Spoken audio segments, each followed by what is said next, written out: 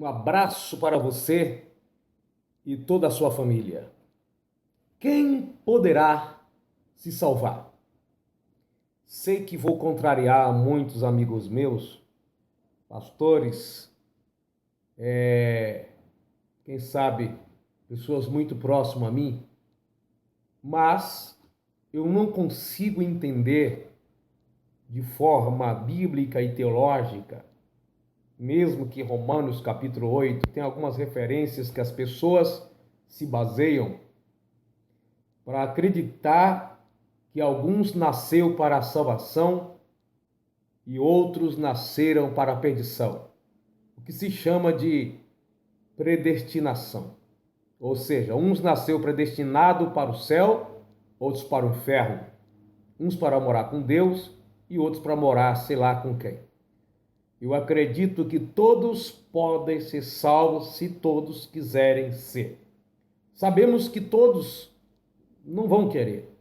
Muitos rejeitarão, rejeitou até agora. Depois do arrebatamento da igreja, poderá ainda ter oportunidade. Muitos vão rejeitar. Diz a Bíblia que no Apocalipse, mesmo diante de todas as taças da ira de Deus ser derramada, muitas pessoas vão rejeitar ainda Deus na sua vida, não vão acreditar em Deus. O versículo clássico que nós sempre lemos na palavra do Senhor, que se encontra em Marcos 16, verso 15, diz assim: disse-lhe, ide por todo mundo e pregar o evangelho a toda criatura. Quem crê e for batizado será salvo, mas quem não crê será condenado. Quem crê é uma ideia universal, é uma ideia para todos os indivíduos. Quem crê e for batizado. O batismo é como um sinal de que aceitou a Cristo como Salvador. Não é uma condição para a salvação, mas para aqueles que são salvos. Então, por isso, quem crê e for batizado. Batizado porque é o sinal de que a pessoa acreditou na palavra de Deus. Também na primeira de Timóteo, capítulo 2, versículo 4, diz assim: que quer que todos os homens se salvem e venham ao conhecimento da verdade. Não ir para o céu está na condição em que o homem vive, a escolha que cada um faz, fez ou fará.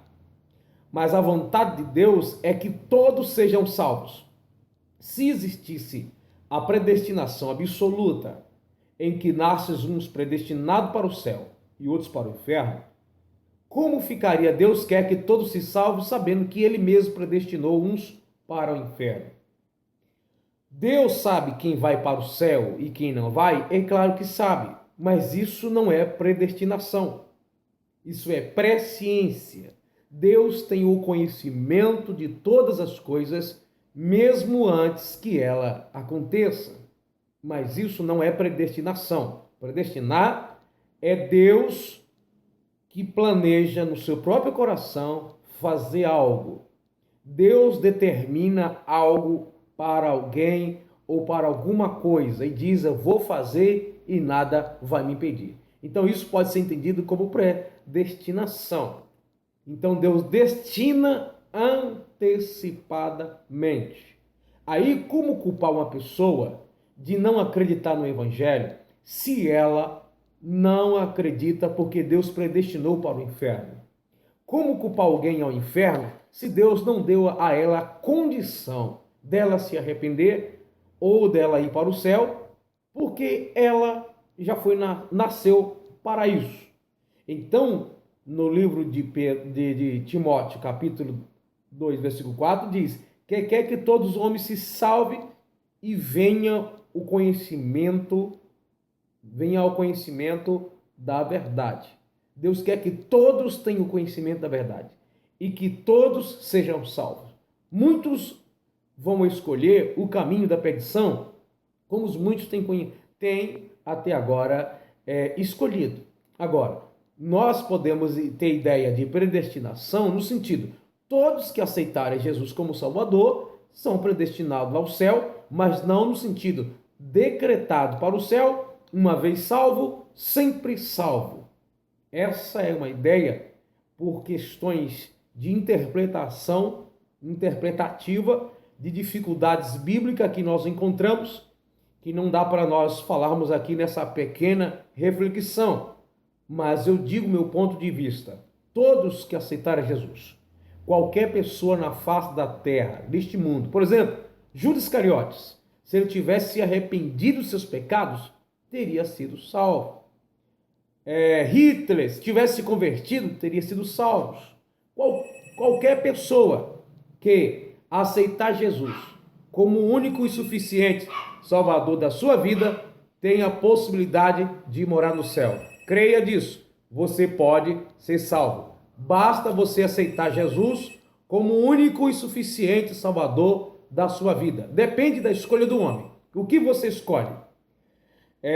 Em João capítulo 1 e o versículo 12 diz assim: mas a todos quantos o receberam, deu-lhe o poder de serem feitos filhos de Deus, aos que creem em seu nome. João 1 e 12. Mas a todos quantos os que receberem, deu-lhe o poder. O povo de Israel rejeitaram Cristo como seu Salvador. O povo de Israel, no dia de Jesus, rejeitaram Jesus como a luz do mundo. Mas aí João fala: mas todo aquele que receber a palavra, que receberam ou que receberem, todos deu o direito de ser chamado filho de Deus. Para que ser filho de Deus? Só para existir aqui na terra com uma vida diferenciada dos demais? Não. A fim de que um dia possa habitar com ele. Jesus disse: não turbe o vosso coração, crede em Deus, crede em mim também. Na casa do meu pai há muita morada. Se não fosse assim, eu vos teria dito, pois vou preparar lugar e voltarei para levar para onde eu estiver, estejais vós também. Essa é a vontade de Deus, que todos sejam salvos. Não apenas os discípulos ou uma porção de pessoas, como alguns apregoam por aí. Esse é meu ponto de vista, que eu acredito está de acordo com a palavra de Deus. Então, Jesus morreu na cruz para salvar a todos. A Bíblia diz: Deus amou o mundo de tal maneira que enviou seu único filho, para todo aquele que nele crê, não pereça, mas tenha vida eterna. Todos. Eu entendo deste modo. Que Deus abençoe a sua vida. Se gostar desse vídeo, use para evangelizar. Mas cuidado com essas ideologias, filosofias teológicas e expressões que tem por aí, dizendo que uns nascem para o inferno, outros nascem para o céu. Que Deus tenha misericórdia de nós e não venhamos nos perder. Mas, sobretudo, aceitou Jesus? Pode perder a salvação? Sim. Por isso está escrito: aquele que perseverar até o fim será salvo. Por que será? Já não foi? Sim. Paulo disse que a mensagem da cruz é loucura para os que perecem, mas para nós que somos salvos. Paulo disse no presente. Mas Jesus falou: será salvo. Porque aí está falando em outro tempo. Em tempo no sentido da vida individual de cada pessoa. Ou seja, quando aceitamos a Cristo, formos salvos da penalidade do pecado, daquilo que praticávamos, daquilo que estávamos praticando, até o dia que a gente aceitou. Cristo não imputou a nós a sentença do nosso pecado do passado. Então, formos salvos no passado da penalidade.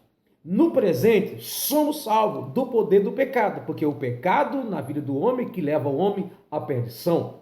Agora, e seremos salvos, porque apesar de no momento presente somos salvos do poder do pecado, no futuro ainda não somos salvos da presença, somos salvos da penalidade, salvos do poder, mas não somos salvos da presença do pecado. Ainda corremos risco de perder a salvação, porque o pecado é presente e ainda estamos nesse corpo. Mas no futuro nós receberemos novo corpo, daí nós não teremos mais a presença do pecado, colocando em risco a nossa salvação. Que Deus abençoe a sua vida, seja edificado por essa palavra. Você pode ser salvo, mas não coloque em risco a sua salvação. Guarde o que tem, para que ninguém tome a tua coroa. Fique com Deus, compartilhe, inscreva-se no canal, em nome de Jesus.